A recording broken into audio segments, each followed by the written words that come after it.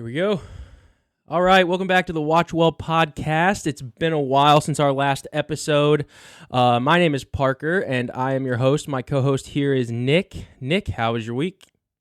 I've had a really good week, but we should really talk more about the last 2 or 3 months.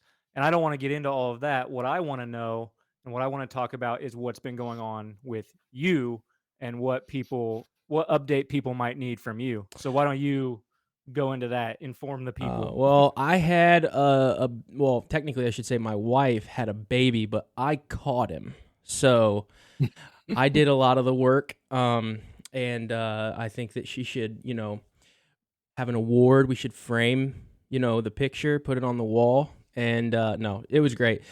She actually went into labor really early into the morning, and we wouldn't have made it to the hospital. So we had the baby right behind our couch in the living room. So it was great. And his name is Riker, and I'm going to throw a picture up on the screen here. Riker Jace. And he is the cutest thing ever since our firstborn. So that's what's been happening with me. That's why we haven't been doing episodes. So for any of you guys, well, being that you're a baseball guy, yeah, sense that you catched him. He was a catcher him, too. I was a catcher. So yep. There you go. Yeah. Which means his knees are shot, but he was okay for this. Yeah. That's great. So we are going to review the Fabelmans for this episode. Before we get into that, we want to introduce our guest. And I accidentally had the graphic up on the screen before, but this is Greg Cross from the Digital Church Podcast. If you guys want to check out the Digital Church Podcast with Greg, you can check it out on Apple Podcasts, Spotify, Google Podcasts. It's pretty much everywhere, wherever you want to consume your podcast content. He's born in Richmond, Indiana. He's a Ball State Cardinal. And then I have some other logos. Chirp. I have some other logos up on the screen. InterVarsity, CCM, Glimpse, and Faith Video. I'm going to go ahead and let Greg just kind of give us the rundown on just a little about him. So, Greg. Hey, I love technology. I love it that I'm here, you're there, Nick somewhere else.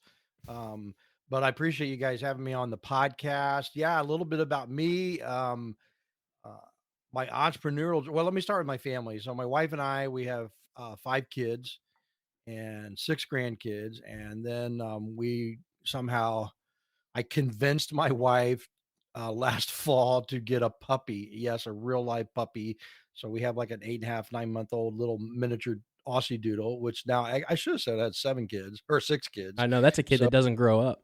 I know, and they're furry and stuff, and they need way more attention sometimes than a kid. But we're huge dog lovers. And when I graduated, you mentioned that I graduated from Ball State. And so when I got out of Ball State, I just really felt the call of my life to go into full-time ministry. And, I even tried a couple of stabs at going to seminary, but that just never worked out for me. But I feel like I've read enough theology books that I should get some type of honorary MDiv, without the Greek or anything. But I took, I went with InterVarsity Christian Fellowship, served for 9 years, and college students up at Valparaiso University. And itinerated. There's an old missionary term for you, but went to Notre Dame, saw Touchdown Jesus in the football field, and led Bible studies over there at Notre Dame, and then went to Hammond, Indiana at Calumet, which is a Purdue campus. So then after that, guys, I went on staff at a 4,000 member church in Columbia, South Carolina. Very, very streamlined, conservative. I mean, I had to wear one of those suit and ties every day. Imagine that, Nick, having to show up at work literally. And just a funny story, when I first moved there, we needed to get a second car. And so I wanted something just cheap because literally it was just a point A to point B. My commute was like 3 miles every day, right? And so I went and I had this guy, I found his old Honda. Hondas are great. Hondas are a nice car, everybody told me. And so I like this car. It was the Price is Right. And this guy in a good old South Carolina. So if you're from South Carolina, don't be offended at the accent I'm about to unveil. But he said, all right, you know that this car doesn't have AC. And I'm like, okay, what's the big deal, and so he would go on and show me this. He goes, all right, sir, I just want, this car does not have air conditioning. I'm like, okay, dude, what's the big deal? So you want my money or not? So I bought the car and put my suit and tie on like I did. And I tell you what, the first humidity day, literally, I mean, I was just drenched in the 3.5 mile commute. And then those words were in my head. This car doesn't have it. I know why he was this, I'm a Yankee from Indiana moving to South Carolina. And he's like, I don't understand why you don't want to buy a car that doesn't have AC or want to buy a car that has AC. Anyway, so on church there, guys, then moved back to Indiana, and that's where I kind of then, I know God was calling me into, just to become a businessman. A lot of people do it the reverse, right? I mean, go into business, and then as they get older, they go, oh, I want to serve the Lord and full-time work somewhere. So I started a business, CCM Creative, in 2006, where I worked for a company in Chicago for 4 years, kind of cut my teeth in technology, website development, worked with churches. I've worked with churches a lot in my life. And so then I started my own firm where we still to this day develop WordPress websites, et cetera, et cetera. And then video hit in 2020 during the pandemic. And the pandemic was probably one of the best things that ever happened to my business, because now everybody's on a screen, everybody's in front of a microphone, a camera. And so I think God kind of really put me in that space. And then, so that's been going well. And then last summer, the September of 2022, I got, I have all this connections with churches and stuff. So I got the idea to start Faith Video, which is now the exact same product as Glimpse Video, but it's just rebranded and targeting to churches. So loving it. And then the podcast. Then I thought, oh, I've always, I for 6 years, and so I'm envious of guys like you that have been doing a podcast a little longer than I have, and but it's been fun, as you guys know. Just having consistent content and everything is always kind of, okay, what am I going to do? What am I going to say? That thing. But I appreciate being on. That's me, man. Yeah. Yeah, That's and Greg, about fast as I real can quick, Greg, before we forget, because I don't want to forget this, where can people connect with you on social media?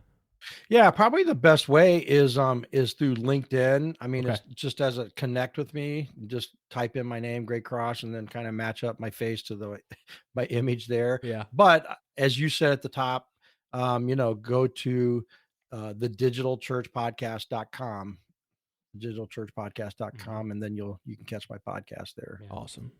And for those that don't know or haven't seen it, Greg was gracious enough to have me as a guest on the Digital Church Podcast.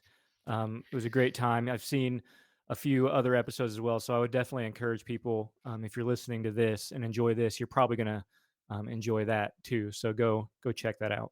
And even as the recording of this podcast, Nick's interview is the top trafficked interview so far. Yeah, that's awesome. So we got to keep that up. Yeah, so keep it up. Repeat viewings are good. So if you've seen it, go watch again, Yeah. and then just memorize it. You did a good job, and it was just a really good conversation. So thanks for being on. Yeah, that's why we sent Nick and not me. Yeah, right. Because he's the talent. Cool. So, like we said, today we're gonna review the Fabelmans. Greg, you did pick this movie. Before we get into ratings or the plot or anything, for people who haven't seen it, I'm interested into why you picked the movie. I've always been a huge Spielberg fan, and that's probably that alone is the reason why. It still baffles me to this day, guys, why Spielberg has never won an Oscar, unless I'm mistaken, for Best Picture. I think Warhorse. Was it Warhorse? Need like a research person to tell us. I'm looking it up right now. But I think possibly. There's been Oscars given to his films, like for best sound effect, but never has he ever personally won. And I just, I mean, when you think of some of his movies like Schindler's List, like that should have got, but I don't know. I guess in the Schindler's world of List in Hollywood, '94 Academy Award for Best Picture. Was it really? Okay. Yep. Was it? Yeah. Yep. This is just what Google brings up. Hugo Award, Primetime Emmy, Golden See, now I Globe for thought that Best I thought Director, that it Saving didn't. Private Well, then Ryan. I Actually, sit hang on. corrected. I just want Saving no, Private hang on. Ryan is awesome. I want to make sure. Yeah. Okay, so maybe I'm not getting the full story here. So hang on. Maybe it was just nominated. He was just nominated, I think. Oh no, that's. I don't know. Somebody will correct us in Somebody, comments. yeah, comment down Yeah. below if you can find out the information. We can't. Yeah. Google is being unreliable. So in the lead up to this episode and announcing, you know what, we sent out a post asking people what their favorite Spielberg film is, and it's basically just everything. Like that's the responses Yeah. that I've seen. It's just E.T. a Who wide- has not yeah, seen E.T.? everyone Yeah. that said E.T. They're basically just saying. I think one person said no filmmaker has the just the sheer number of almost perfect films, is what one person said. So It's yeah, all you of can't them are even so choose. good. Yeah. Good. I think I do have to go with Saving Private Ryan though as my favorite. I mean, haven't you? Anytime you watch a Spielberg, I never ever at the end go, "Dang, I just wasted a bunch of money." Right. I've never said that, or Yeah. "Oh, Yeah. that left me lacking." Or it was You like know? the plot wasn't robust enough, or even like the writing, because we did Dark Knight, and just the plot holes and stuff, and just Dark Knight Rises. yeah, I'm sorry, Dark Knight Rises. That's Yeah. what I meant. Yeah, just sorry, I didn't mean to offend you, Nick. I know that's your Yeah. favorite movie Not of all the Dark time. Knight. Dark Knight's perfect. But Dark Knight Rises, we can. Yeah, He we- said that on we my can tell podcast that one too. too, Parker. I know. He was like beating me up. Like, I you've know. never seen any of these Yeah. Batman He's movies? a I'm he's a little "I haven't." fanboy, and most of the time, when he's at his desk and we're on this podcast, you can see the what is it, Nick? It's like a 7,000 page film book on the Dark Knight. Yeah, it is the compiled screenplay. The for If you all look at three if you of the look at Dark those Knight leaves trilogy. real closely on his curtains there, they look Batman. They do, yeah. They're little bats behind him on the curtains. They look That's like little awesome. bat wings. That's yeah. awesome. That's Yeah, awesome. They might Cool. as well be. So let's jump into the ratings, Nick. All right. So this movie is PG-13. Common Sense Media recommends that only kids 13 and up watch this film, which is obviously right in line with PG-13. But then Plugged In Movie Reviews says that its content is heavy for kids, medium for teens, and light for adults. So, we like to kind of give our thoughts on that. So 13 and up, and I'll just stick with the kids rating. And it says it's heavy for kids. And I don't know I guess under 13 is what they mean by kids.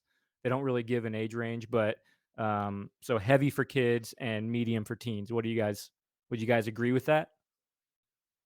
I would personally agree with the kids rating, but I disagree with teens and adults. Okay, so how so? I think it's heavy. I think it's heavy across the board. You think so? No, I do, and I think that you could do a medium adult rating, but I guess my reasoning is more about the desensitization to infidelity that we have in our society, and I think that especially the way they filmed it, how the kid found out first by reviewing footage. Mm-hmm. That was just gut wrenching. Me as a father of two young boys. Yeah. It's just, I just think that's heavy for across the board, all ages. It's. But I have some later thoughts. I don't want to jump the gun, but I'm not condoning it, but I think that played into part of the narrative of what Spielberg was trying to say in this movie.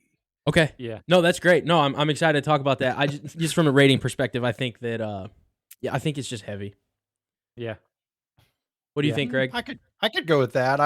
I guess those terms are kind of new to me, subjective in that context. They are, yeah, a little because, I mean, I don't think it was definitely light, but if you had gone through a divorce or you witnessed infidelity of friends, family, or whatever, I think it kind of brought back some of those pains. But I don't know. I didn't I guess I don't I know. I guess didn't I'm think it. saying like if we're looking at like rated R, PG-13, those types of things, Oh yeah, I think that maybe a medium rating, like status quo or what you would expect a gotcha, medium rating would gotcha. be. But I Yeah. guess I guess my where I'm coming from or my viewpoint is we've been desensitized to those things. So Okay, that's fair. that's just kind of my thing. Yeah. No, I could see that. So But I you don't think think it it? was graphic, or I don't think that it was overplayed or portrayed grotesquely, if that makes sense. Right. Yeah. Sure. Yep. Yeah. Yeah. And I think I'm basically right on board with the ratings that I read off. But in addition, if anyone's interested, this does have a 92% on Rotten Tomatoes and 7.6 out of 10 on IMDb, which puts it, probably not a top 10 movie on IMDb, but it's up there. If you're near an 8 on IMDb, then it's generally agreed that it's a fantastic movie. If you're near that 8 mark, that average score. Um, so yeah, this is a very popular, and the Oscars were this past week, and I have no idea if this was even nominated for Yes, anything. it was. It was. It Okay. was nominated. And after seeing the movie, which, I like this movie, but it kind of left me a little wanting. But I can see why it didn't win Best Picture, because Yeah. I definitely would not have voted.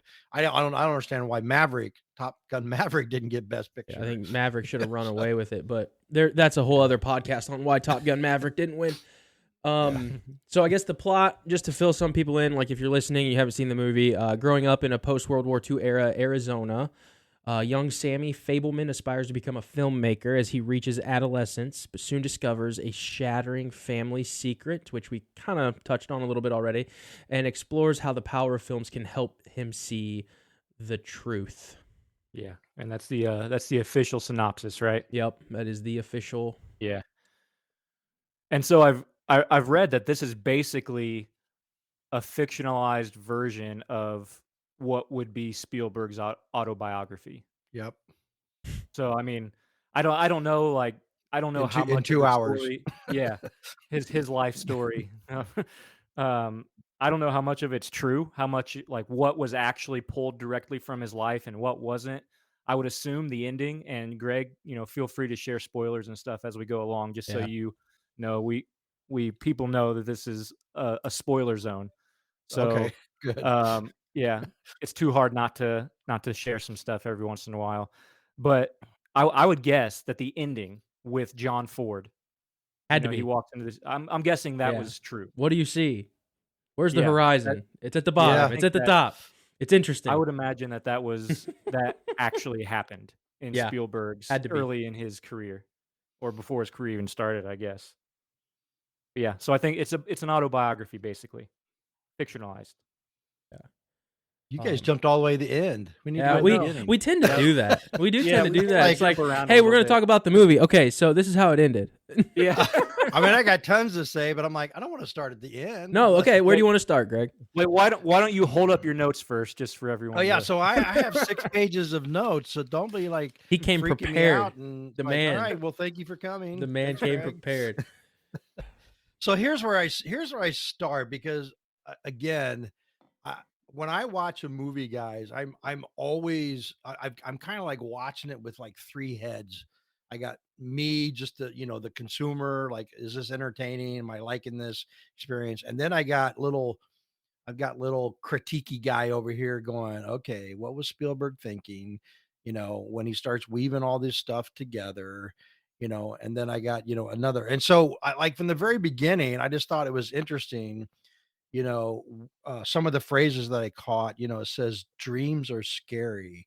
There was Mhm. one part in there when he said, dreams are scary. And when he saw that train wreck, there was a train wreck in a movie that he saw. And it's interesting, at least in the film, how that kind of shaped his little, I'm assuming he was probably around 10, 11. Mhm. It kind of shaped his psyche. And his mom, Mitzi, said later, she goes, well, he needs to control that. Mhm. Because he woke up, he had a kind of a nightmare and of this envisioning this train wreck happening all the time. And so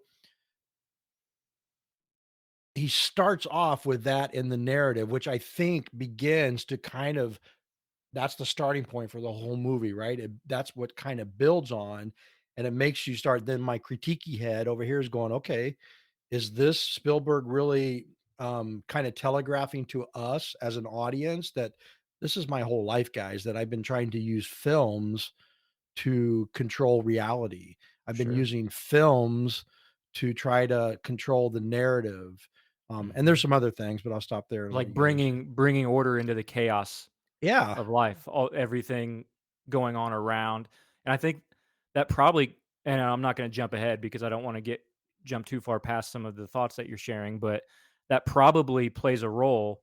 That whole idea of film brings order to chaos in the way he responds when he finds out the secret. Yep. Exactly. Yeah. Yeah. Exactly. Well, I think it's interesting you say that because he found out the secret, and then things kind of they moved, and there's a whole bunch of issues with dad, and then he stopped, Hmm. and then he became depressed. So maybe there's something to that for sure. Well, and then when you think it, and this is again at the very beginning of the movie, so you have the dad, which I can't remember what's the name of the dad. His name is Bert. Bert. Bert. See, I don't think I ever kept that. So Bert and Mitzi. So you had Bert, who was just, an all dry business guy, A nose to the genius. grindstone, genius. I mean, went to, work for some companies and people, you know, they hired him because he had a brain. And Mhm. Yep. then Mitzi, this fun loving spark of life and everything. And then you've got Sammy or Steven Spielberg in the middle of all that, trying to figure out what is real. And so do you remember when they Hmm. were driving home and they drove into their cul-de-sac and they said something about, like, oh, look at the house. And then Sammy said, oh, ours is the dark house with no lights. Yeah. Sure.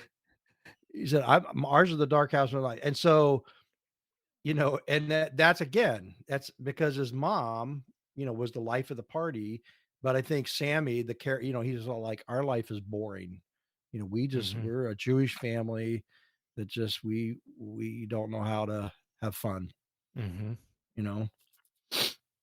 Um, and then, uh, I think he lived a lot early on in his life, where his mom's praise was, you remember when he watched one of his first films, his mom, Mitzi, responded and said, that was the greatest show on earth. Mhm. That was the exact quote that he gave Sammy. And he just got the hugest smile on his Yeah. face. And so anybody that's been in, show business, and it doesn't have to be show business, but I think that became a motivation for him because it's like, wow, I made my mom take Yeah. notice of what I did, Yeah. and Sure. that fueled him in that pursuit. I thought that was really interesting. And then that tornado scene, Oh that yeah. was to me was the pinnacle of showing him um that his mom was just kind of an adventurer. She loved the chase, the adventure. Now, what I don't understand, I would like your guys' thought on it is, when she got to that scene and then those shopping carts went Yeah. racing across. I had a hard time trying to figure out what Spielberg was saying there. Well, so the quote right before they run out of the house, or she takes the kids and puts them in the car because they run in and say, "There's a tornado outside." Because Yep. they have to, the kids have to say it a couple times Oh yeah, yeah. I before know where you're going. get the attention. And so I think the first time one of the kids says there's a tornado outside, doesn't she say, and I don't know the exact quote, but it's something like there's an even bigger one in here Yes, that's because correct. Yes. her and the dad are having an argument Good about point. something. And I think so the way that I see that, I see in a sense like this is her running into the chaos because she's already in a chaotic moment in her mind right there in the home. Yep. It can't be more chaotic than it is right now. This is the Yep. biggest tornado. So in a sense she's fleeing. And then I think that's part of her um maybe artistic and kind of free spirit nature is that she doesn't she maybe doesn't see the reality behind the danger of her decision. And then Mm. so when she sees those shopping carts blowing across the road, I think in that moment the reality kicks in. Like she now knows that, uh-oh, I might have just put my family in danger. And then that Oh, gotcha.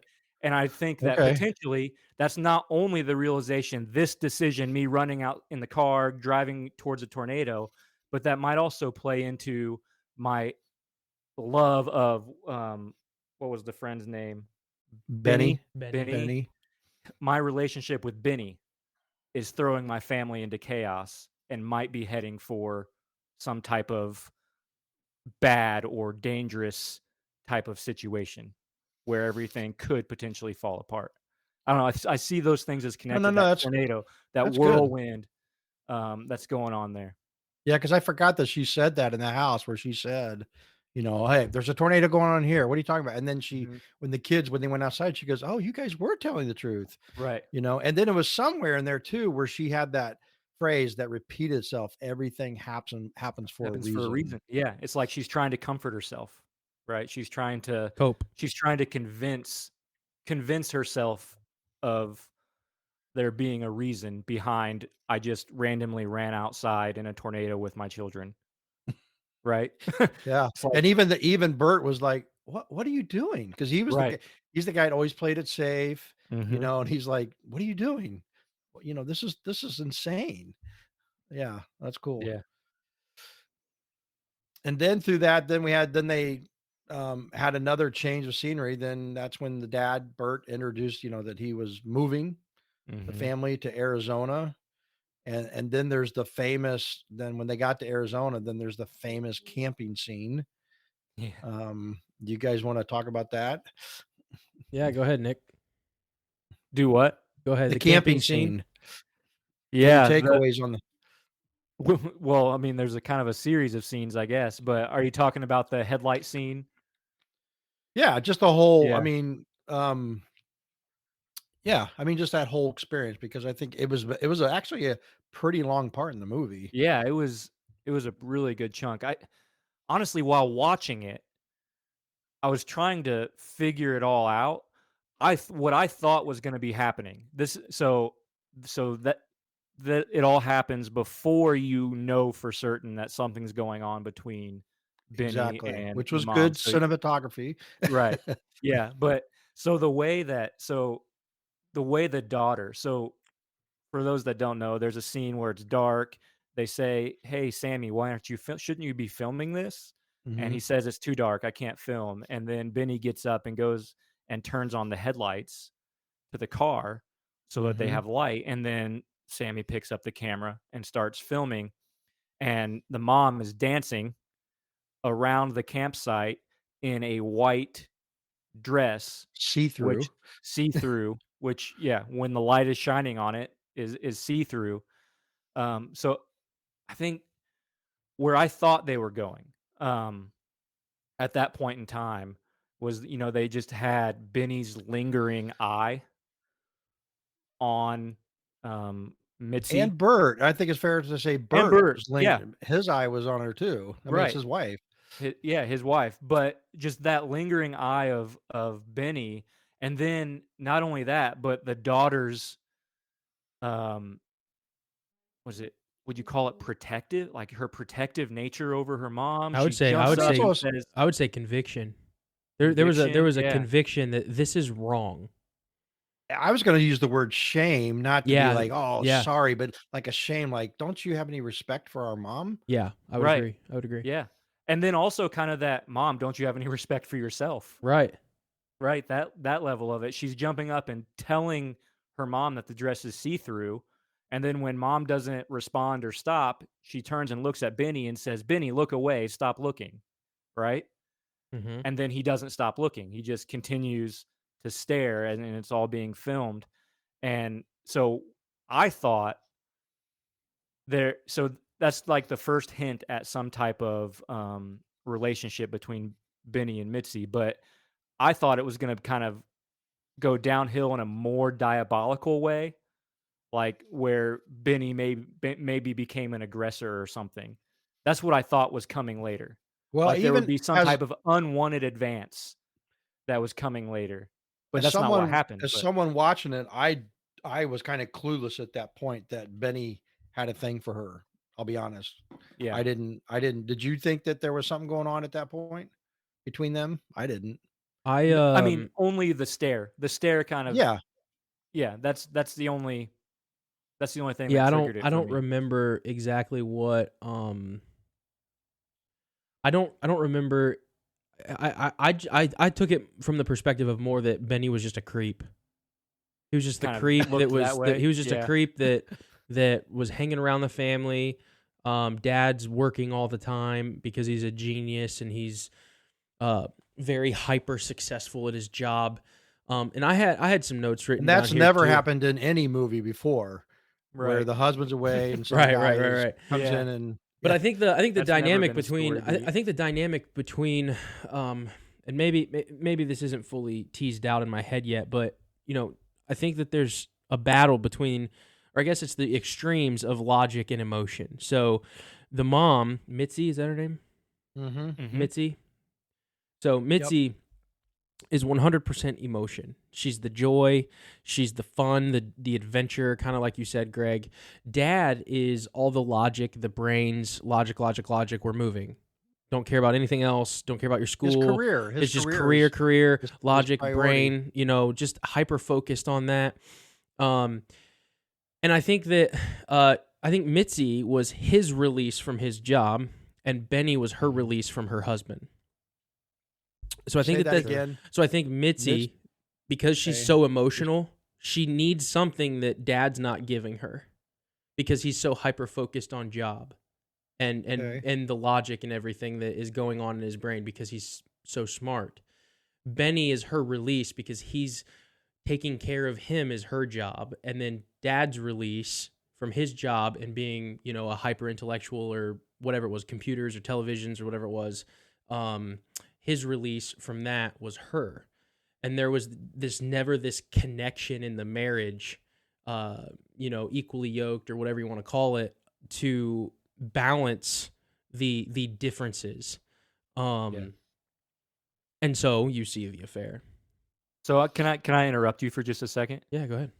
So it almost sounds like what you're saying is to kind of take some terms from the book Wild at Heart, how, men are wired to pursue adventure, right? And then women come alongside in that adventure. And they Mhm. don't want to be the adventure themselves, but they want to go along for the ride Right, of the adventure. right. So that's And the John difference Elder's between the Wild at two, Heart. right, and the difference between the two men is Benny took her along with the adventure, and the dad didn't. She was not capable of, and he didn't Yeah. invite her in. She was his adventure. Yeah. Because later in the film, after everything had already fallen apart, one of the sisters says something like, "Dad is her greatest audience." Oh, that's true. Yeah, that's right. Yeah. That's right. And to kind of fuel off what you guys are saying, it's interesting because at several points, at least, there was this focus on selfishness, and Mm-hmm. that Absolutely. word got used a lot. The sister calling Sammy selfish, even Mitzi at one point telling herself, "Yes, I am selfish, and I realize this is Yep. selfish." So you had the dad. So you had like a little triangle. The dad, who I never really heard him say that character say he was selfish, but Mhm. his life proved it. So he was selfish because he wanted that career advancement and goals. Then you had Sammy, who pretty much he was selfish in the sense that he just threw everything into his art. And then if Kind of we like in a few Dad. minutes, yeah, if we talk exactly when we talk about Uncle Boris here in a few moments, he kind of exposes that. And then you have Mitzi, who probably, I mean, I'm not trying to, I mean, so if we get into the spiritual, at least she acknowledged that. She's like, I know this is selfish. Mm-hmm. And there was even a point where in my notes where I wrote out, that she told Sammy, she said, guilt is a waste of emotion. Despite my countless faults, I'm not ruining everything for everyone. I'm not going to be selfish. Mm-hmm. And that was a quote that she said. That was in the She after she ran out of the car, right? And Yeah, where and they it's were on the not side of she the road. never lived up to that. She actually did Right. become selfish, but I The exact think opposite. I think, like Apostle Peter comes to mind, like Jesus or, Peter, before the day's over, I will not deny you, Lord. I mean, Sure. and she, I think there was a little bit of grace in that That's a good moment. point. Yeah. She was like kind of going, I guilt is a waste of emotion, but she was trying to reach out to Sammy and work through her own struggle. She's like, Mhm. I know I don't want to ruin the whole family. But guess what? In the end, she ended up ruining the whole family. Well, okay, 'Cause so Mhm. this is kind of the stuff that I thought about most in the movie. You mentioned the struggle, and what I saw was the struggle between what the heart wants and then what you should do based off of what we're taught in Scripture. And those can be two very different things. And the turmoil and tension that we feel a lot of the times is the simple decision. The emotions and the feelings are complex, but the decision's always simple. Is, are you going to be obedient to Scripture, or are you going to follow your wicked and deceptive heart? Mhm.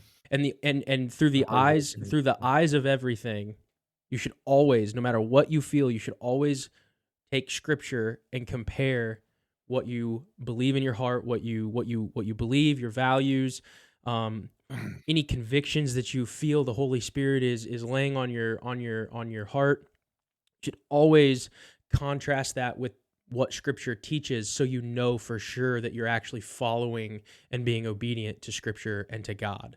And I think Yeah. that was beautifully displayed in the movie. That tension where she's like, "I want Benny, I want to be with him, but I know it's not the right thing, and I know it's selfish."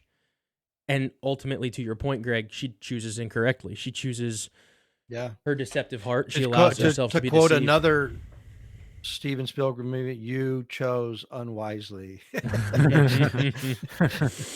You chose unwisely. Yeah. Well, there's And a go ahead, Nick. I was just gonna say, this is once again just jumping all over the place in my head, but it it kind of culminates for her story. Her final message to Sammy is, and she says it differently. This so she doesn't quote exactly this, but it's essentially follow your heart, Mm-hmm. right? Which is a modern day story of people try to sell that as a story of hope, Absolutely. right? Yep. Do what your heart wants. Follow your heart. If you feel it strongly enough, if you have enough um, positive feelings in your heart about this thing, then go do it. And if it What your feels heart good, it wants, can't be what, wrong. yeah, your heart wants what it wants. Follow it. But then, to your point, Parker, that's where the the movie's worldview starts to um, differentiate and conflict with the biblical worldview, because, like what you said, the Bible says that the heart is deceitful and wicked, and um, you know, so there's that. So they Well, 'cause ultimately, the mom's message, yeah, so can we go to Uncle Boris? Go for it. So yes, we can. Uncle Boris shows up on the scene, and if you've never seen the movie, so Uncle Boris pulls up in a cab. He gets out. I love that Mitz, scene. Mitzi sees Uncle, and she freaks Freaks out. I out, mean, yeah, she does not even want to open the door because she had been living with this image of her uncle from everything that her yeah, mom, it's Uncle terrifying man. Boris's brother, uh, was saying, like, he's terrible. He did this to me and did that. And he may have. We don't see that Hmm. insight. Well, but Uncle Boris gets there, and there's a scene in Sammy's bedroom. And I quote, he says this to Sammy. He says, "Sammy, art is your heart." Hmm. And I think Sammy, and again, this is where I kind of go back to that critiquey head side. Like, is Spielberg kind of foreshadowing to us about the fact that he devoted a lot of his life to his art, and he missed some opportunities with his kids, he missed some opportunities with his wife, Wow. Wow, he missed some that's opportunities in yeah, relationships, because he says art is your heart. And at another point, he looked at Sam and he says, "You love your art more than your family." yeah, And Sammy's like going, "No, I don't. No, I don't." But he yeah, kind of and did. But he kind of did. But and Uncle Boris is that exact that exact thing as well, because wasn't he Yep. was in the circus, right? Mhm. Traveling, and He missed out on family stuff. He yeah, there's missed that funny scene where, Sammy basically says the circus is art. Sticking your head in a lion's mouth is art. And Oh, he's like, that's not art. that was a great Yeah. quote. I forget it. Maybe I can find it. He's like, Yeah, no, so- no, that's he said, no, that's balls. He said sticking your head in the lion's mouth, but then he said getting it not to bite your head off or something like that is the art, or That's something art. like that. Yeah, yeah. And I think in that same scene, I wrote this down. I don't know if I wrote it down exactly right, but I think, didn't Uncle Boris say something like, art will give you crowns in heaven and laurels on earth, but it will tear your heart out? Does Yeah. that sound familiar? Yeah. That's Yeah. Yeah, that sounds familiar. So I think again that was that was a very revealing, but it was more revealing to me that Spielberg, being one of the script writers, chose to put that in there as and display that for the whole world to see. Yeah, I think I so. mean, and to see That's insight good. into if it's truly his life that yes, I love film and I made a lot of great movies, but maybe I loved it too much. Maybe it was, to use some biblical terms, maybe it was an idol. Oh yeah, Maybe I was worshiping it. absolutely. Maybe I was treating it as my God. And Right. so that kind of, hit home with me because even I was watching, I'm like, okay, we all as men, we pour ourselves into our jobs. Men, we kind of typically identify with a career. When we meet somebody, so what do you do, Parker? Mhm. What do you do? What do you do, Nick? And we Mhm. identify with, and we make judgments, oh, you do that. Oh, that's cool. Like, oh, Mhm. you do that. So Yeah, for sure. So I just want to kind of revisit some of these quotes here because just so we can be authentic. So Mitzi Fabelman to Sammy, you do what your heart says you have to because you don't owe anyone your life, not even me. And then let's see, down here, Uncle Boris says, family, art, life. It will tear you in two. Art will give you crowns in heavens and laurels on earth, but also it will tear your heart out and leave you lonely. You'll be a Shonda, which is disgrace in There you go. Yiddish. For your loved Yeah. ones in exile in the desert, a gypsy. Art is no game. Art is dangerous as a lion's mouth. It'll bite your head off. yep. So Yeah. Yeah, so that was a little short piece in the film, but I thought it was very poignant. Um, Yeah. and then when we then skip through, then we get to the discovery scene Mhm. where then that's the next big chunk in the movie where Sammy discovers his mom and Benny holding hands. Did they kiss? Did he catch them kissing, or is it just kind It of looked I think it was so. kind of like fuzzy. It was fuzzy. I took Yeah. it as a kiss. It looked like potentially, but it could have, I mean, they didn't actually show it. So it could have just been like an intimate whisper or something, and and it was just really But it close. kind of left your mind Yeah, reeling, it something definitely intimate. was it was reasonable to think, Yeah, I thought that whole scene something's not was. right here. I thought that whole Yeah. scene was incredible because I thought so too. what more of an impactful way? Because she's yelling at him. They're fighting in the kitchen. They walk into the room. So this is actually even later than what Greg mentioned. Oh, So what you're saying is when mom finds out that Sammy is known and has it on film. But Yeah, this so is when just he Sammy's first. oh! I thought when we were he talking first about sees the the no, film. no. the This full is thing. going. Yeah, so then when he sees it, he sees his mom, but then Parker, when he actually creates the film, obviously he leaves all that out. Yeah, yeah, Mhm. right. And then she comes to him. Again, this is another, I don't know you guys know the movie terms, but then Mitzi turns to her son. Again, he knows what actually really happened. And she says, "Oh, Sammy, you really see me." Mhm. And he has this kind of blank stare, go like, "I know, mom, More than you know. more than you know." Yeah. And I chose not to put that in there. And so Yeah. it kind of made me ask the question, can movies reveal what's really happening? I mean, do what we Sure. see on the screen, is that the screenwriter's objective to give us reality or just partial reality?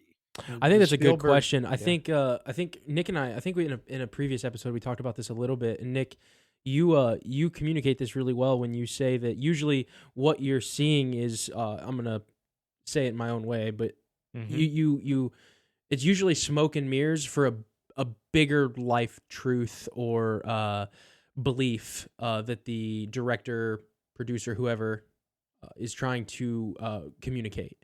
So it's a Mm-hmm. lot of action, or it's a lot of drugs, alcohol, a lot of sex. Whatever it is, it's usually a lot of different things that amount to a bigger reveal, if that makes sense. Mm-hmm. Yeah, sure. They're building blocks and pieces to communicate a larger concept Right, that is right. true, even if the individual building blocks aren't. And that's when it gets really muddy, because Hollywood's very left leaning, and a lot of these people that are in control of these movies are pushing agendas or their own beliefs, and it gets very relative. So when we say truth from movies in Hollywood, the vast majority of them, we're using that very loosely.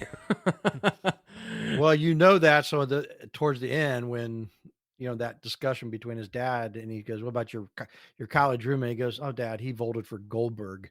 If you know anything about Goldberg, um, Goldberg was a very conservative Oh, Republican right. back Okay. in the Yeah, I heard that. '60s. Yeah. It's like, okay, so that was like a little dig Yeah, on Republicans in Mm-hmm. that movie, even though it Sure. was small. Then Yeah. the next part in that scene and next part in that movie comes then the exposure. I think this is where you were going to, Parker, right. Yeah. and then the film, when they're in the bedroom, and is that the scene where she hits him and she No, smacks that's him? that's even later. Okay, so That's later. even later. So Yeah. he gets frustrated, and it's interesting just to see the Well, no, no, family no, dynamic. no, no.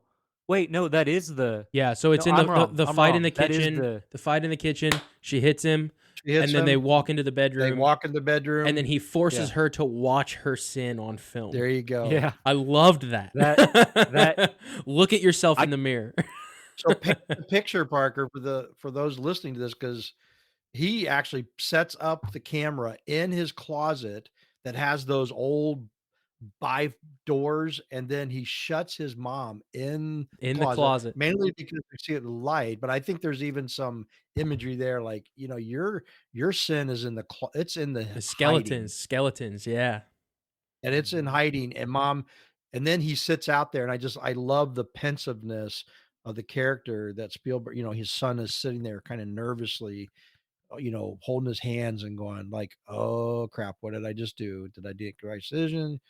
And then his mom comes out and she is weeping. She is Just a mess, crying. yeah. Yeah. And that's what sin does. When your sin is Sure. exposed, when you realize I can't hide anymore. But think about Sammy had to live with this hiding. But when she comes out, she's She's a mess. yeah, she's a mess. Yeah. I Yeah, don't say she's it's humbled, because I don't think she was humbled. yeah. She's No. just she's exposed. Sin Yeah. has consequences.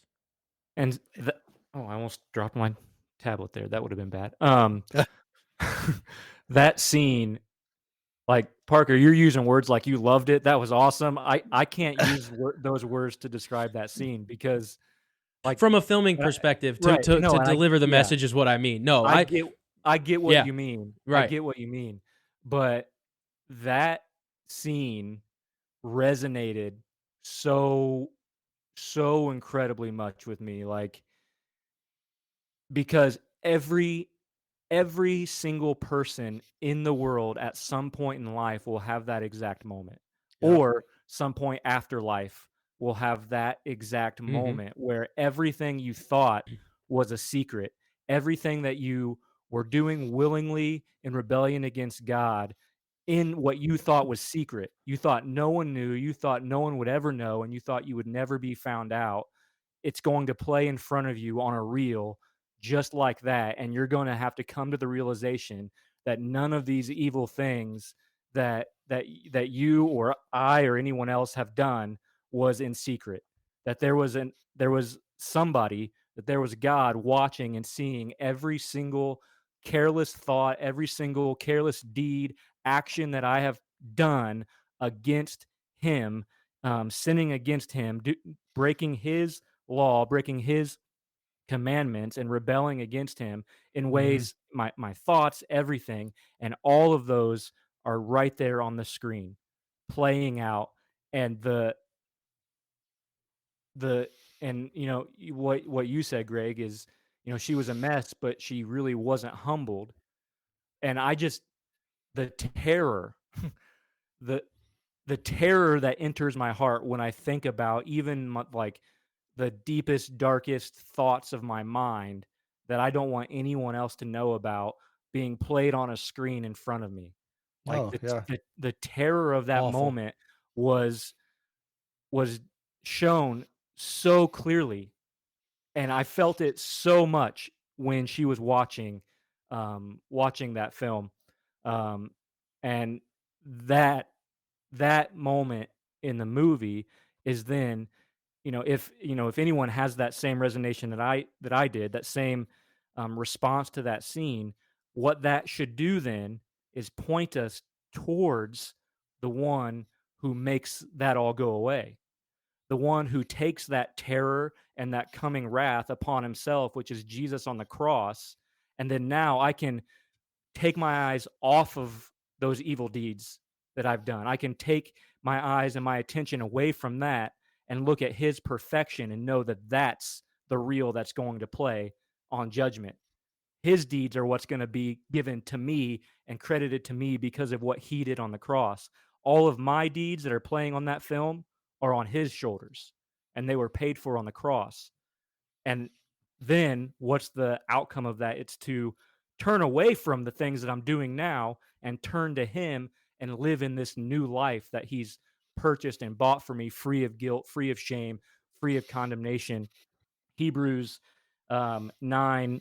What verse is this? This is Uh-oh, Nick's gonna preach. yeah, He opened the Bible. yeah, Here we go. chapter 9, verse 27 and 28. I think just is just a short little glimpse of that, and just as it is appointed for man to die once, and after that comes judgment, so Christ, having been offered once to bear the sins of many, will appear a second time, not to deal with sin, but to save those who are eagerly waiting for him. So all of our hope is in him, and if we want that moment where our sin is found out and revealed, we want that moment to be a freeing one, then the only hope is to rely and trust in his righteous works and his death on the cross, that the sacrifice of Jesus on the cross was sufficient to cover all of my evil thoughts and evil deeds and careless words spoken. And to piggyback off of that, Nick, I think it's interesting because what a lot of people do is they do the opposite of what you just said, and they double down. And then that's when you start to dig that hole that is even harder to get out of because your heart gets hard, and it's just that vicious cycle of just sin begets sin almost, So, yeah. Well, that was so I I love that. Spielberg probably didn't think that. No, Right. probably not. You're right. When he was thinking that. But so not I mean, even though everything that you just pontificated, Nick, is true, but one thing I can appreciate Spielberg, at least because it did in a positive way, I think, change the relationship that Sammy had with his mom going forward. Because Yeah. then she was more free. And I think, when you live in dysfunction, when you have a family, is it better to expose things and bring them out in the light, or is it better just to keep shoving them down? No, it's better, even though it's awkward and messy, to say, listen, I need to talk to you about something. Now, that's not the case. He had at least enough guts, which I don't know very many, 18-year-old boys that would go, hey, mom, I want to show you your sin. Yeah, that's Most probably people the yeah. fictional part of the story. Yeah, most people don't have that kind of couth to do that. But now that her sin's exposed, then going forward in the film, it does change the dynamics of the relationship. Some good, some not so good. Because, I think Sammy Spielberg's character, he's kind of like, mom, I won't tell dad.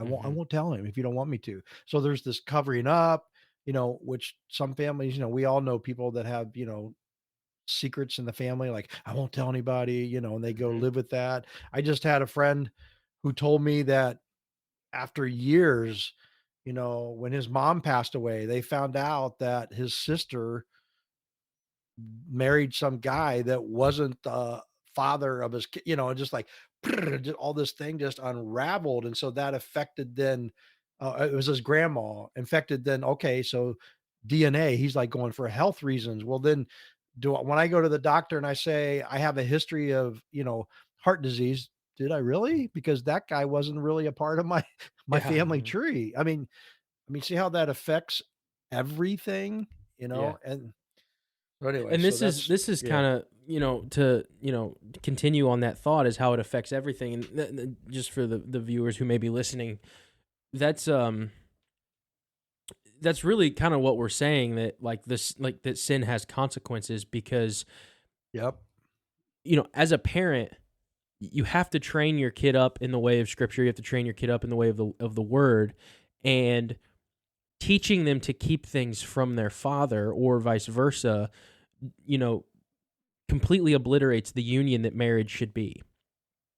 And now you have all of this undermining of authority. And then how is a kid supposed to honor their parents if mom treats dad's authority different or vice versa, in those ways? You just can't do it. It won't stand.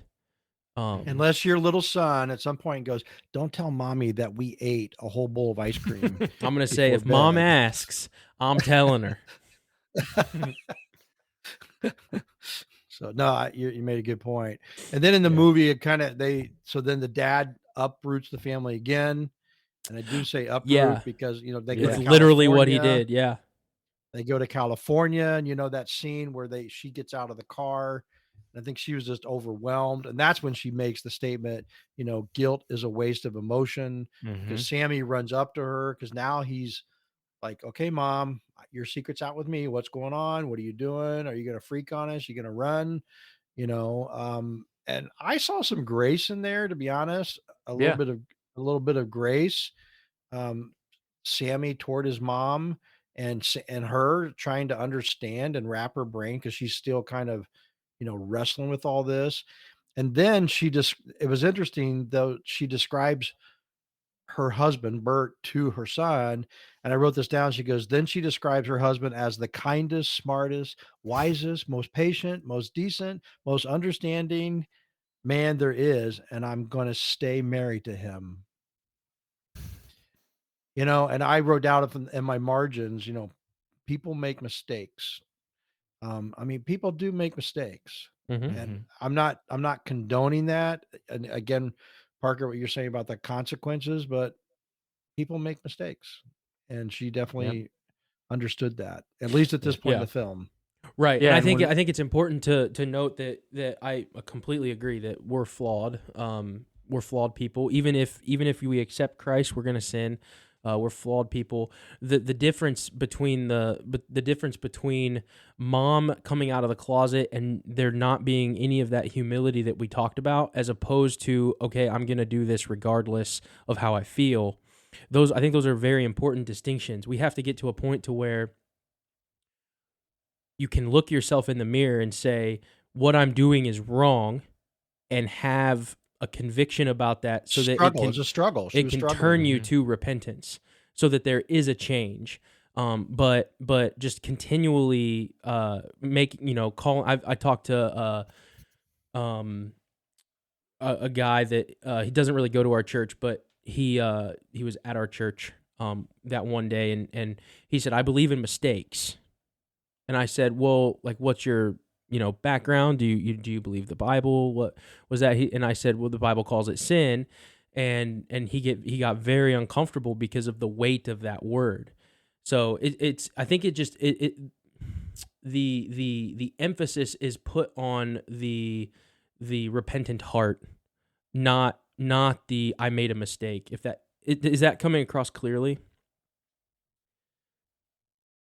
Yeah, I think so. But so I guess something I might add to that is when there's weight. So the person said sin. That's kind of a heavy word, and it seems heavy. When you have that weight, that's where grace can come in all the more. Yes, like absolutely. that's where grace is actually necessary and needed, when something is so heavy. and you're struggling so much against it, and seeing the destruction that it might cause. That's where grace is really needed. And I think to what Greg was saying, and that is kind of a moment of grace in the movie where her son runs up, because a lot of the time they spent in conflict with one another over his hatred for what his mom was doing, right? There was, and that all culminated with her seeing it and knowing that he knew. But that moment is very different, because now only the two of them know what's going wrong. And when she's in need of someone to help her, when she's in need of some type of encouragement, the one person who knows what's wrong can then run and help her, showing grace rather than the Right. hatred that he was showing before. So yeah, I think that is a pretty good picture of what grace should look like and how we should treat people when they're in the midst of their struggle, I while guess still acknowledging the destruction that the person's causing. I mean, right. you can do I'm both. just trying to communicate the full circle of things is really Sure. what because I Mhm. think it's really really easy to become or to develop a false sense of security when we people just write it off like, oh, it's just a mistake or whatever. And I don't think that that's what you're saying, Greg. I think that you're more talking about the grace, but you have to start with this is something heavy, and that heaviness gives me the need for a savior is really where I was kind of going with that. Yeah, and I think, as Christian men, we would realize that if Mitzi at some point, this character at some point, you know, was looking for forgiveness, but it just she had this battle, this Mhm. tension there, Mhm. and so she did have some quote unquote ethical moments where she's like, I know this is wrong, Right, I know right. this is wrong, Mhm. but I like it, Mhm. Yeah, and she even praised her husband, and she had this that's how great he is. tension. Yeah, but that's sin, right? It It's is. just in the end we understand as Christians, it's like, yeah, consider it pure joy when you face many trials. Okay, well, no temptation has come to you that's overcome me. So we know that we do have an out, that the Holy Mhm. Spirit, Savior, has given us an out, and we don't have to choose the wrong side of that tension, that struggle. Right, Yeah. absolutely. Yeah. Kind of reminds me of um, the very first episode of Friends. Well, it starts the very first episode when Rachel Wow, runs I'm in. older than you, and I don't Yeah, even remember that. you don't. Okay. Well, I Well, watch. we just I watch it on loop, so it's all right. we actually All just 10 seasons. restarted watching it, and I slept through. I made it through season 1 and 2, and then I slept through the other whatever it is 7.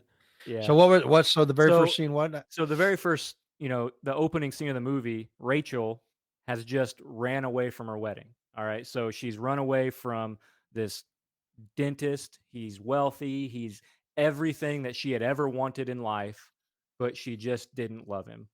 Right. But she was at the wedding, and she fled. And then I think it's in the second or third season, Rachel's parents get a divorce, Hmm. and it's a big deal to her, and she just doesn't understand it. But then Rachel's mom says something like, honey, you didn't marry your Barry, which was her fiance that she ran out on, but I married mine. So it's indicating that Mm. here's this man that I married, perfectly wonderful. And the character in Friends isn't all that wonderful really, but It's actually quite just for hilarious. for the sake of the conversation, everything I ever wanted, but I just don't feel the warm and fuzzies. So I'm going to abandon and leave. And that's kind of the tension that that Mitzi has in the movie is, here's all this praise for my husband. He's all of these things that he is wonderful at. He's a wonderful man, and all the list of things that she runs through, and I'm going to stay married to him. But underneath that is the phrase, I just don't love him. Hmm. Right? And it's kind of a misdefinition of maybe what love is, applying it to just simply the feeling of love or lack thereof, rather than a decision and sacrifice, as the word would describe love. Would you guys So help remind me, because the last scene? So what? I'm forgetting what happened at the very end where dad and mom were separated, or Mm-hmm. so she stayed married to him, but they weren't together. Well, I don't know. I I don't think I they ever don't think say. I don't think we ever know whether I think they officially divorced. I think but in the one point in the movie, Sammy says, "Well, my parents are getting a divorce." Mm-hmm. Right. But I just assume that'd be a good research thing. Like, did she ever remarry? If it's true I don't know. on Right. that. I just couldn't remember that because I remember what Nick was talking about, and then I just jumped to the scene where it's the apartment or whatever, and that's finally when Sammy, which we haven't touched on much yet, finally gets the affirmation of his father for what he does, and then he gets and then he goes to the Yeah, but interview. we can't go there yet. I mean, I That's don't know fair. if you That's guys have fair. a search because we Keep got going. to talk. So two things I want to say. I laughed out loud. It's like we landed in the land of giant sequoia people. Yeah, That that was phrase funny. Yeah. when Sammy said that when he showed up on school campus, and then I thought, okay, Spielberg, what were you trying to say? When she gets a monkey, names it Benny. I mean, that whole scene, I'm like, okay. Yeah. I was kind of almost juvenile to some, but if it really happened, then that makes it even more Yeah. funny. But then we cannot overskip, guys, the whole, I call her Sister Mary, the Oh my. girlfriend. Oh my Here we gosh. go. But I so thought I we were asked gonna. the I really questions. thought we were gonna make it through the entire podcast without talking about this. So I'm going to say, and I was going to ask you guys, do you think this was Spielberg's way of kind of mocking Christianity, or what was going on there? It. Yeah. um. And I don't know if we're giving a little, Yeah. spoiler, go watch it, but it was like, It was very almost over the top. it's comical at some points. I was I mean, like, But- I laughed at it. I think it was somewhat exaggerated, but the point was true. I think the point was And true that point was what? of mainstream Christians Yeah, in the that's United true. States of America. There is a detachment from tangible, real life history, if that makes sense. So, Spielberg and the main character being Jewish, they have a very, very, very tight grasp on their history, right? This happened and Moses did this and these people did this and this is how this came about and this is why we practice this feast and this ritual. And there's that they have a And they were very singing Jewish songs around a campfire. I mean, yeah. So but they have a very tight grasp on their history. But when it comes to Christianity in the United States, we share the exact same history. But when we are talking about Jesus, when we are talking about the gospel, just like what that girlfriend does, is it's pure emotionalism. Mm-hmm. It's pure subjective thought, accept Jesus into your heart without any reality of what that actually means. Without any connection to, no, there was an actual event that happened in our world, in history. The person who was foretold in all of this Jewish history came. God came as a man, God incarnate in the flesh, in history, and accomplished salvation when he died on a cross, that this was actually a real event that we're pointing people to. So I think if I'm right, they timestamped that particular area was like in the early 63, 64. Mm-hmm. And so if you I don't know if you guys seen the Jesus Revolution movie yet. Not yet. But that was kind of I the haven't. start of some of the Jesus movement was happening at that time. And so I wonder if Spielberg, if this was his still kind of little confrontational or dig way, like I'm going to commentate through all the experiences that I had growing up, because he said like, Sister Mary said something like, well, haven't you ever experienced, how have you not had an encounter in Jesus? She goes, well, my people kind of have done fine for 5,000 years. Right. I mean, Great he's line. like, That was a he's good giving line. these little Jewish digs, Right. but, and I'm just, cause it's the way it is, but he wanted her. He Yeah. wanted to kiss her. He wanted Yep. to probably do things to her, because he never had a girlfriend, and then there was that one scene, where she goes, okay, bring in the Holy Spirit, open Yeah. your mouth. Yeah. Oh, and so now, And that's kind of what I'm talking about, is I think that's in a lot of ways an accurate description of and it's not across the board. It's a generalization. And maybe even an overgeneralization. But I think it's common within the American church for that style of communication like this.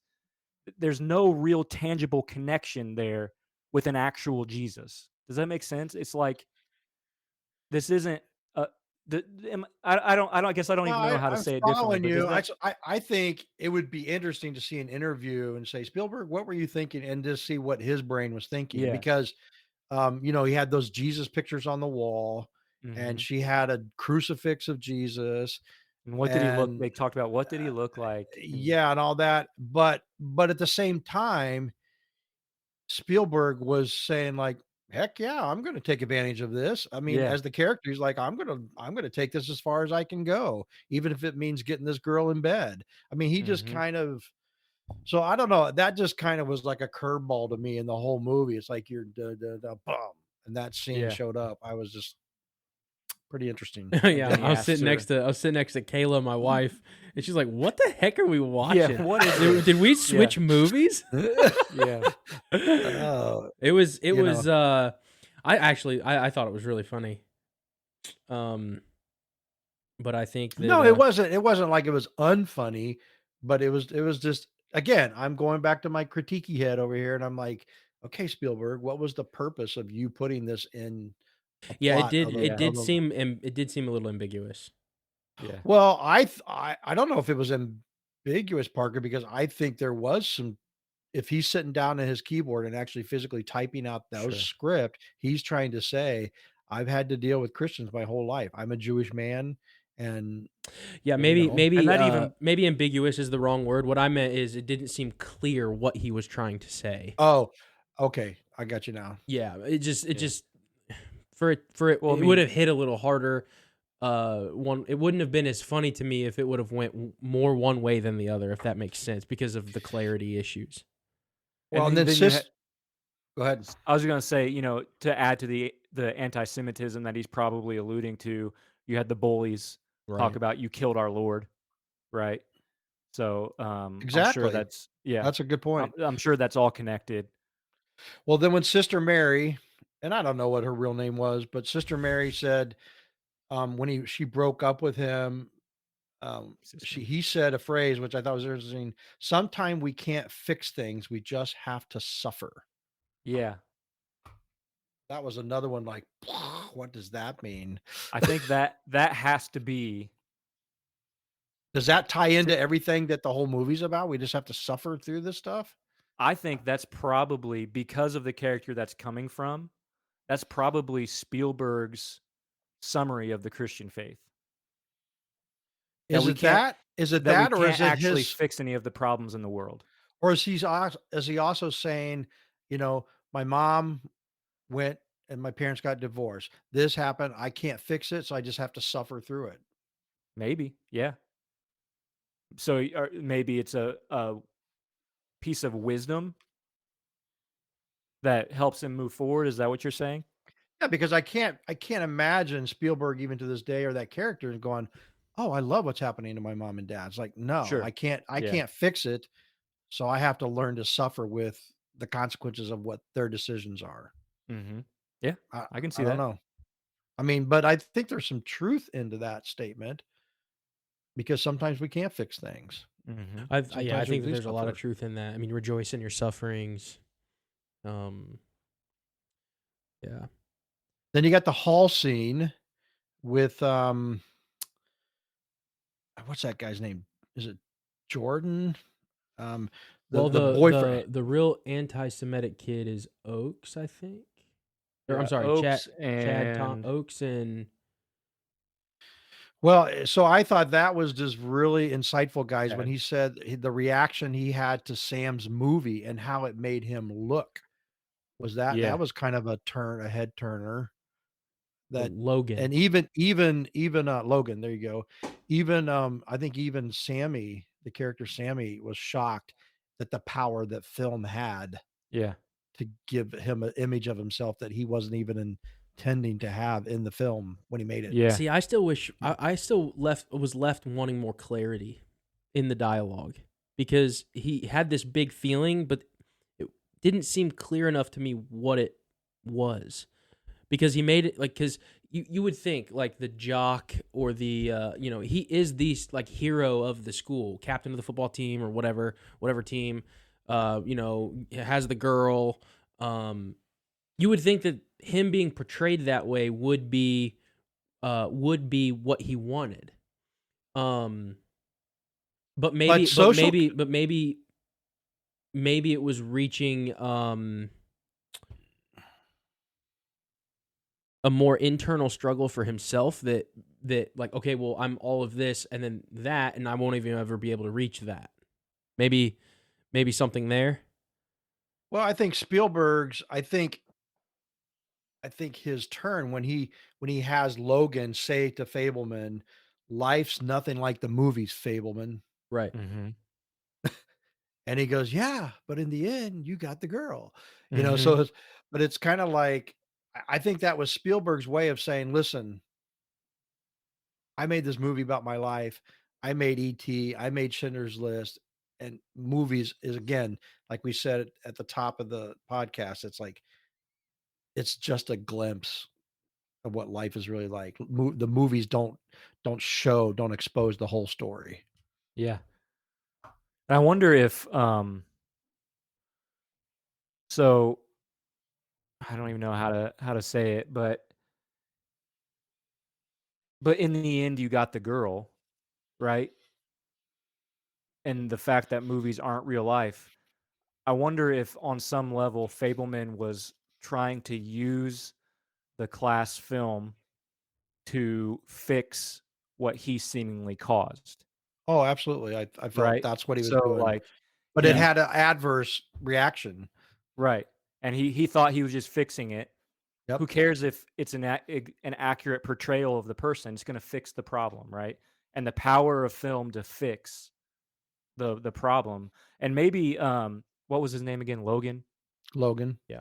Maybe his um maybe his such harsh response to that, unexpected harsh response, is because this is still somewhat early in film, right? So 60s, this is not incredibly early. I mean, we're not in the 20s or 30s, but this is still somewhat early in the technology and all of that stuff. And it's possible he had never seen himself in any light on film.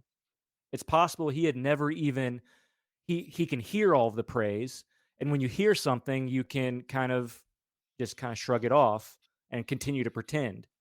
But when you're confronted face to face with something that you don't believe you are and you actually see it playing out, I think that could possibly have a much bigger impact if it's the first time you've ever seen that portrayal and actually theoretically maybe see what other people see, Well, but you've and never seen that of yourself. in movies, as you guys know, since you've kind of dedicated your podcast to that movie, people who do movies, write them, play them, but especially the screenwriters, they can make you think. Like, when he did his movie and he made it look like birds were pooping in those people's Yeah. mouths. It was ice cream, Yeah. but they didn't know that. I mean, they thought, and so when you watch a movie, your brain, your reality can think that's what's happening when it's really the screenwriter manipulating to a certain extent, right? Making you think Yeah. that that's And that happening. goes back to what I was saying about the smoke and mirrors, because he did it earlier in the film too with the film strips. He was going over the film strips. He's like, it doesn't look real enough when they're shooting each other with the cowboy guns, Mm-hmm. and then he punches Yep. holes in the film strips so that flashes, Yep. right? So, and then it makes it look real. Yeah. So it's taking. I think there's a lot of truth in what you're saying, Greg, where you're taking reality and you're blending it with fiction, or like, one of the things that I like about film is physics don't matter. It's this whole other world where you get to play God a little bit, with character plots and what people do, and making things appear and disappear, and Spielberg, I believe, knew that. He right, Mm-hmm. knew the power that film has. right. Yeah. He knew that 100%. And to go along with that whole smoke and mirrors point where you can make things appear one way, that's kind of this entire movie. It's an autobiography that doesn't have the main character in it. right? Yeah, and it also makes me think of I know I'm going to bring up another movie here, but it relates because Uncle Gary, Uncle Boris. Boris, Boris. where'd I get Boris. Gary? Uncle Boris. Too much Patrick. He came from SpongeBob. he came from the circus, and it makes me reflect on The Greatest Showman, where people are, that one reporter, excuse me, that one reporter is telling Barnum, P.T. Barnum, it's just a sham. You're a scam artist, and Barnum responds, "People come to my shows for the pleasure of being hoodwinked." And that's exactly what movies are. Sure. So, Yeah. Yeah, I know. And I think definitely in this film, I think Spielberg has those exchanges, when because I think that's when he saw the power guys, when he goes like, wow, I made him think this. And that's not at all what I was trying to do. Yep. I made him flip it in his head, Yeah. Sure. Well, there was the kitchen scene then next, and this is where I think you get into some issues, not issues, some encouragement of grace, some biblical tones. That scene where Mitzi, the mom, and Sammy are talking, and then he just goes, "Mom, I forgive you. yeah. I forgive you, Mom." I don't know. Was he too flippant? Was the character too flippant with that forgiveness, or do you think it was sincere forgiveness? Or he's like, "Mom, I'm moving on. It's okay. I don't like it that you hit me, but it's Mm-hmm. okay." Yeah. But yet she really needs to hear it, right? She really Yeah, needs, because her heart was she's wrenched. insisting. Yeah. She's insisting. I need to hear you say that. And he was kind of just, I don't know that makes it not true, because sometimes you can forgive somebody without it actually having been said. And then maybe that person doesn't know it even, um, but yeah, he definitely says it in a flippant manner. Now, whether or not that means it was any less genuine, I guess I really don't know. I think I took it as genuine because the course of the whole movie, there, mom really was, yeah, he got everything from mom. He didn't really get much from dad. Dad was always like, go to school, or, find a trade or whatever. Not giving this the fatherly stamp of approval for film and movies, and doing what he loved to do, and in art and all that. Mom was really in his corner, and got him the camera, and yeah, I think that I took it as genuine, because of all of those things. Well, and then in that scene, which is a very pivotal moment, and I think we talked about at the top, and she says, "You do what your heart says you have to. You Mm-hmm. don't owe anyone your life." Now that sounds very like, frame it and put it on a wall and tell your Mm-hmm. kids, but Pastor Nick, that's not, you wouldn't preach Yep. that. True Never, at all. never, You wouldn't preach never. that. Um, If that's the mentality, you'll get what mom got: a broken family Mm-hmm. you think or she was trying destruction to in use some that to manner. rationalize what I she think was, so. I mean, I think her it own has to be sin? in some way. Yeah, sure. Yeah, I think it's a how do I want to say that?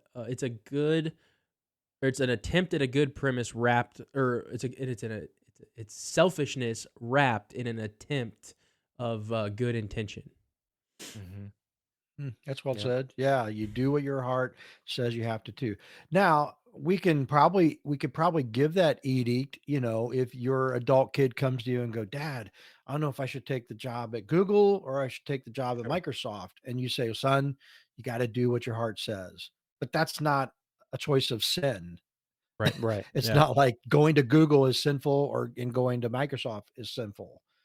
This was in the context of her kind of speaking into her own life. And Mm-hmm. she was telling him too, right? Like, you if you want to make films, you got to do what your heart says.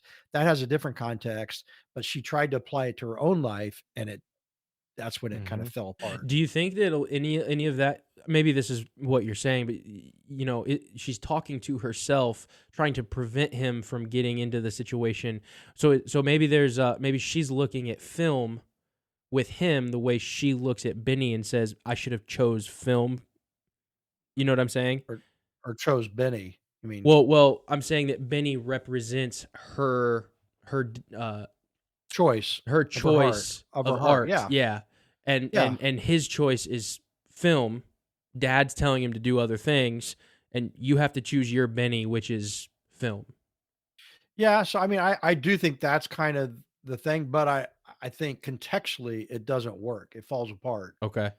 as a Christian, Mhm. So I wouldn't, you know, if I'd known you guys a long time and I say, oh, I want to have an affair with this woman, you wouldn't say like, "Oh, you got to do what your heart says, Greg." You're Right. like, "What?" You wouldn't have Yeah. had to known us that long. We'd be straight No. with you. But if I'm like, "Oh, I don't know if I should make this business decision or make that business decision," you go like, "Greg, what's the Holy Spirit telling you? What is your heart? Where do you have more passion for? Let's do a Mhm. pros and cons list and What are the pray numbers? about this." And yeah, yeah. What are the yeah? You make money this one, you're not making, but Yeah. And so, and this doesn't necessarily apply. So if we're let's say it was the roles were reversed and dad was the one who was, giving the advice, I'm going to follow my heart. I'm going to go to this my wife's best friend or whatever. I love her more and I'm going to go be with her instead of my wife. So that rationalization of you don't owe anyone your life. Well, if you're a husband, accept your wife, Right. That's right? kind of a big one. Husbands, love your wives as Christ loved the church and gave himself up for her, right? see, So, well, I thought you were gonna go with that because he's just as guilty of following that sure, to the peril of his family sure. being ruined. Yeah, Absolutely. Hmm. there you go. He Yeah. gave his heart to his job, and he did what his Yep. heart said, and then he lost his whole family. Yep. I Yeah. thought that's And where you were then going. and then the extension of that, I think, is probably the obvious one, and it probably even goes without saying, but I guess I don't want it to go without saying, is you were as if you are a Christian or even if you're not right now, you owe your life to Jesus. You owe your life to God who created you, who gave you breath, and then even though you're this sinful human being, sent Jesus to pay the price. He's the propitiation for our sins, the payment, and our response is to follow him, to give our lives over to following him. Take up your Yeah. cross and follow me, he says. So Mhm. to say you owe no one your life is, like just like what you it's obviously not biblical, and we would never um preach that as a message. You owe no one your life. That's just not true. Can we talk about the last scene and then, so where he goes into the house looking for his dad? I thought that was a poignant scene. So he goes into the house or the apartment and he's going, "Dad," and he's having his like panic attack. He's like breathing Mhm. heavily. You could see he's kind of perspiring, sweating, his ties Oh, undone a right, the little tea. bit. I remember. Mhm. Yeah, the tea. Yeah, and he walks in and he can't find his dad, and he puts his head in the sink, the kitchen sink, starts throwing water on his face. Dad comes in, says, "Sammy?" And he goes, "Dad, I think I'm having a Mhm. heart Having a attack. heart attack. I think I'm," and he's like, what? He's 19 years old, 20, he's Yep. not very old. He's like, had a heart attack. And then he comes in, and then dad kind of sets this emotional thing like, "Oh, I think you're having a panic attack. Here's what your mother," which is interesting to me that I don't think his dad his wife he has ever left his brain, his memory. Nope. He still is grieving that loss, Mhm. to even Absolutely. so he fixes a tea, sets it down, he starts drinking it, and then they have a dialogue, which I thought was kind of cool. A father dialogue. But so he opens up a letter from his mom and he goes, "Oh, it's just a bunch of pictures, of the sisters." And so he gives them to his dad to thinking, "Oh, he'll want to see pictures of his sisters, right?" And he Mhm. looks at him, but what he didn't realize is that, like, if you imagine just an old Polaroid picture, so up in the very right hand corner picture is a picture of his mom, And Benny. not missing him, Right. not missing him, but Yeah. she's smiling, and Benny's looking at her. They're doing these love, and looks like they were at a cookout, a grill, and and then he just goes off into la la land. Mhm. Yeah. He just starts kind of Yeah. what was can you guys remember the little soliloquy he had there about when he saw that picture? I don't I remember don't exactly remember. what. Here, I can try and find it real quick. But he just kind of goes off and oh, I know, at least I know part, like he was like just saying that that it's okay. Your mom and I, our chapter hasn't ended. Remember, he goes, our story has gone so far that it doesn't have the end, Mhm. which That's right. again That's is right. this That's right. Yep. it's this imagery of filmmaking again, like, hey, sometimes stories just never end. And he's Mhm. like saying, I'm still in love with your mom and she still loves me, and I think Sammy's character is kind of like, how can you think that, Dad? She, Right. you She's know, moved on. she's moved on. Yeah. um, that was kind of an interesting little twist. And then he comes over and he goes, hey, because then he's like crisis because he wants to do movies, but he's says, I type all these letters. And he goes, hey, you forgot to open this one. And he hands him this letter addressed to him. He flips it over and it says what on the back? It says CBS on it. And so he opens, I mean, like basically almost rips the envelope in half and then gets into it. And he goes, well, it's a good news. And he says, they want me to come and do so. And then is it the next scene? Then he's in this office with this guy Yeah. Where and then it ends with him meeting John Ford and says there's this he new TV show called Hogan's Hogan's Heroes that we're Heroes. gonna do, and I've watched a gazillion episodes of Hogan's Heroes over the lifetime. And he goes, I want to introduce now that producer, I have to say, maybe I didn't know who that was. Is he like a No. famous did you No, guys I know who that didn't guy was? nope, didn't recognize it. I'm sure Didn't. I mean, if John I mean, it's hard so because of the style of the movie and the way they wrote it, it's hard to know, okay, who's real, who's not. So Who's was that a Yeah, real producer? I don't even know. Parker? I'm looking up. I don't. You're I don't know. I'm not sure. Like I so he know the kind name John Ford, so I know I know he's a real person, but I don't the producer I wouldn't know. but then the movie kind of ends there and Mhm. he looks at that conversation, which I thought, that's not very good. He looked at it as though he arrived. Yeah. It's It's like like this is the moment. I made it. Yep, I I'm just I, here. ju- I just got 5 minutes with Hollywood's Right. greatest, and then he's dancing gleefully in the Walking studios, down. Yeah, studio one of lot. the studio lot. So kind of a weird way to end it, but probably appropriate. Yeah. And then, as they say, the rest is history. Yeah. So with all that being Yeah. said, have you found out It's if based on a he's real guy. His name's Bernard Fine or Fiend. okay? November 13th, 1926 to 1980 was an American actor, television producer, screenwriter, film director, best known for co-operating, associating, producing the 1960s television sitcom Hogan's Heroes. All So right. that's the other guy. That's the other guy in the other office, right? So what about the guy that he had the 5 minute, now get the F out of here? That's John Ford, the guy that That's directed John all Ford. those John Wayne So movies. was that really John Ford? No, John Ford's dead. Yeah. But Okay. that was yeah. Sorry, I thought we were Okay. talking about the other producer guy because was he a director or? Yeah. John Ford was the director. Yeah. He was a Okay, so director. He John directed all Ford kinds is a of real westerns person. and Was a real Yes. person. Okay. Yes. John Ford was a real Gotcha. person. Yep. Okay. Um so when they said, "Do you want to meet the greatest director of all time?" At that time, John Ford would have been the guy. Nice. Because, all the John Wayne movies, they kind of scan the room of the movie The posters greatest that movie are on the ever. wall. Yep. Those are his real films. Those Mhm. are Okay. really John Ford films. So, Okay.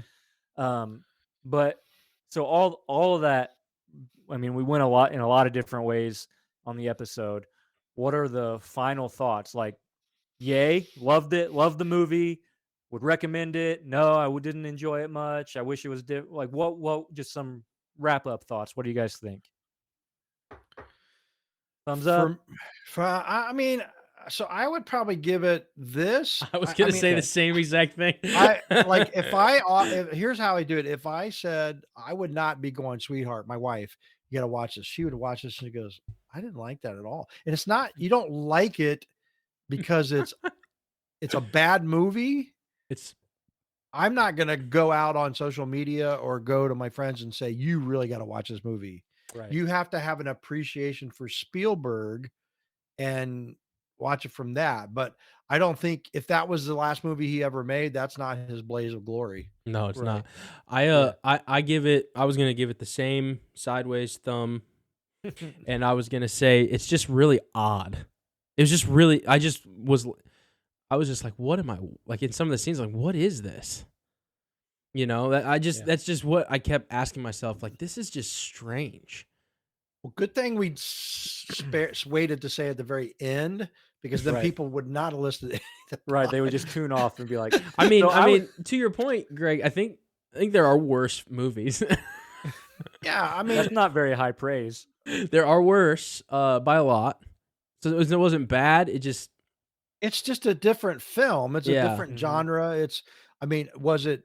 I've enjoyed the discussion immensely. I think there's a Yeah. lot of stuff when you look through the lens, and it makes me want to go dig deeper and to see if I can find some YouTube interviews about the movie with Spielberg actually saying Mhm. stuff. I agree with that. Yeah, for sure. Because as a Christian, I would love to see Spielberg come to Christ. I don't know, he sounds like that's probably not going to happen. But What did you call her, Sister Mary? Sister Mary, She was pretty traumatizing, I think. oh my She gosh, traumatized me, and I just watched the movie. Yeah, I would give it I mean, maybe not a full on thumbs up, but I really enjoyed it. But so the reason I enjoyed it though was because be, it's a very different movie, like you said. It's very unique. It's a movie like this doesn't get made anymore. Like That is a very good point. In the age of blockbuster, this type of movie just doesn't get made. It But was because it's original, Spielberg and he has the clout, he's able, he can basically do whatever he wants. right? But he had to fund it himself, because I don't think anybody would have said, we want to throw millions at this. right. And it only made, I mean, it's still a lot of money, but it only made 17 million at the box office, Eh. which in today's It's not dollars at the box office is not a lot. So especially for a Spielberg I movie. rented it on Amazon for $5.99. I'm did the glad I same. didn't go and spend $40 at the theater. right. That's true. But I will. am I sad that I watched it or felt bad? No, No. I'm glad I watched Yeah. it. And I think that's the correct the correct Yeah. mentality. I think that shoot, I just lost what I was gonna say. Darn it. Go ahead. Can I jump in? Yeah, jump Okay. in. I forget what I was gonna say. It was gonna piggyback off of what you said earlier. One thing I really liked most of the acting. I thought the actors did really well. And Paul Dano, who plays the dad, he plays Bert. first time I'd ever seen him. He is so underrated. He's in so a movie- underrated. What other movies was he in? He's the He's in Riddler. in the new Batman movie that came out Oh, last of course year. you would know that. Yeah, I Yeah. would know that. Seen it a few times. He's the Riddler in that. He's also in a movie. It's about 10 years old called Prisoners, and it has Hugh Jackman and Jake Gyllenhaal, and he's very incredible underrated. in that movie. He's really good. I've never He's seen so that. good. And Yeah. the mom was in The Greatest Showman. She was the mom in The Greatest Showman too. Yeah, Michelle Williams. Yeah. Yeah. I recognized her, but I didn't peg her. And then Judd Hirsch, is that the Uncle Boris? Is that Judd Hirsch? Yeah, I think so. Yeah. I think that's his name. Yeah. He's been Yeah. he's I just- 80 he's 88 years old. He was old when he was in Independence Day in 1996. Yeah, he was. Only reason I That's know so that true. because I love to watch the Oscars. I watched the Oscars the other night, and the Jimmy Kimmel actually pointed him out, and he said, "Hey, you're 88 years old," Yeah. to Judd Hirsch in the He's good in the everything I've ever seen him in. He's fantastic. Yeah. yeah. All right. Anything else, guys? That's it. Thanks Yeah. thanks for doing it. It was a good discussion. Yeah, thanks for joining us, Greg. We had a lot of fun. I really enjoyed it. I thought it was a blast. you coming on, and we want to thank you again for having Nick on your podcast. So if you guys are watching, you want to hear more from Greg, head on over to the Digital Church Podcast. That's thedigitalchurch.com, correct? Digitalchurchpodcast.com. Digitalchurchpodcast.com. Cool. All right, guys, that's going to be it. See you.